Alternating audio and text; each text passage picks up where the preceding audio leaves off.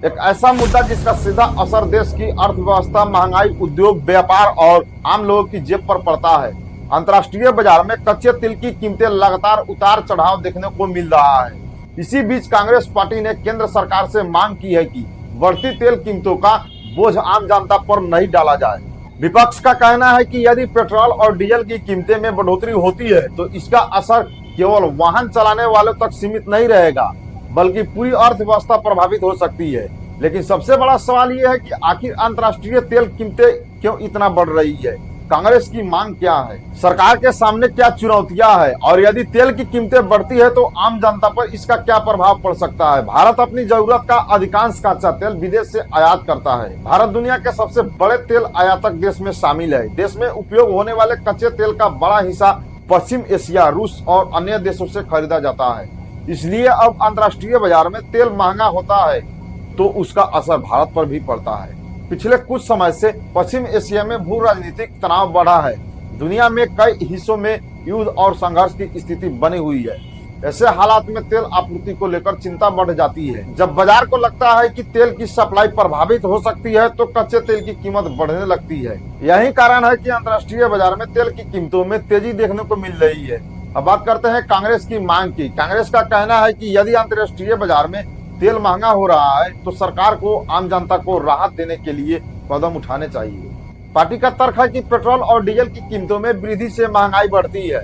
जब ईंधन महंगा होता है तो ट्रांसपोर्ट की लागत बढ़ जाती है। ट्रांसपोर्ट महंगा होने से खाद्यान्न, सब्जियां, फल, दूध और अन्य आवश्यक वस्तुओं की कीमतें में वृद्धि होने लगती है। यानी तेल की कीमतों का असर पूरे बाजार पर पड़ता है। विपक्ष का कहना है कि सरकार को टैक्स में कटौती या अन्य उपायों के माध्यम से लोगों को राहत देनी चाहिए। अब सवाल यह है कि सरकार के सामने क्या चुनौतियां हैं। सरकार को एक साथ कई मोर्चों पर संतुलन बनाना पड़ता है। एक तरफ जनता को राहत देने की दबाव होता है, दूसरी तरफ सरकार को राजस्व की भी आवश्यकता होती है।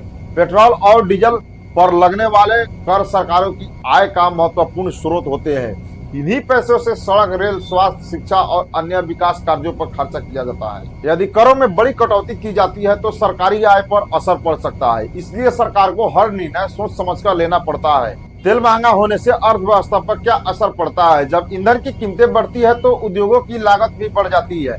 फैक्ट्रियों में कच्चा माल लाने और तैयार माल बाजार तक पहुंचाने में अधिक खर्च पड़ता है। परिवहन कंपनियों की लागत बढ़ जाती है। हवाई यात्रा महंगी हो जाती है क्योंकि विमान ईंधन यानी एटीएफ की कीमतें भी बढ़ जाती है।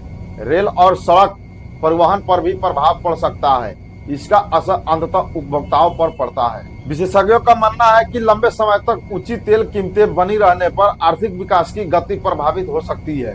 भारत की महंगाई दर पर भी तेल कीमतों का सीधा प्रभाव पड़ता है। जब पेट्रोल और डीजल महंगे होते हैं तो लगभग हर वस्तु की लागत बढ़ने लगती है। इससे आम लोगों का घरेलू बजट प्रभावित होता है। मध्यम वर्ग और निम्न आय वर्ग के लोगों पर इसका सबसे ज्यादा असर पड़ता है। कई परिवारों को अपने खर्चों में कटौती करनी पड़ सकती है। अब बात करते हैं अंतर्राष्ट्रीय परिस्थितियों की। दुनिया में तेल का बाजार केवल मांग और आपूर्ति से नहीं चलता। इस पर राजनीति, युद्ध, प्रतिबंध और वैश्विक आर्थिक हालात का भी प्रभाव पड़ता है। यदि किसी बड़े तेल उत्पादक क्षेत्र में तनाव बढ़ता है तो बाजार तुरंत प्रतिक्रिया देता है। इसी कारण तेल की कीमतें में अचानक तेजी या गिरावट देखने को मिल सकती है। तेल की कीमतें बढ़ती है तो महंगाई भी बढ़ती है। महंगाई बढ़ती है तो लोगों की जेब पर असर पड़ता है, और जब लोगों की क्रय शक्ति प्रभावित होती है तो उसका असर पूरी अर्थव्यवस्था पर दिखाई देता है। इसलिए आने वाले समय में सरकार इस मुद्दे पर क्या कदम उठाती है, इस पर पूरे देश की नजर रहेगी।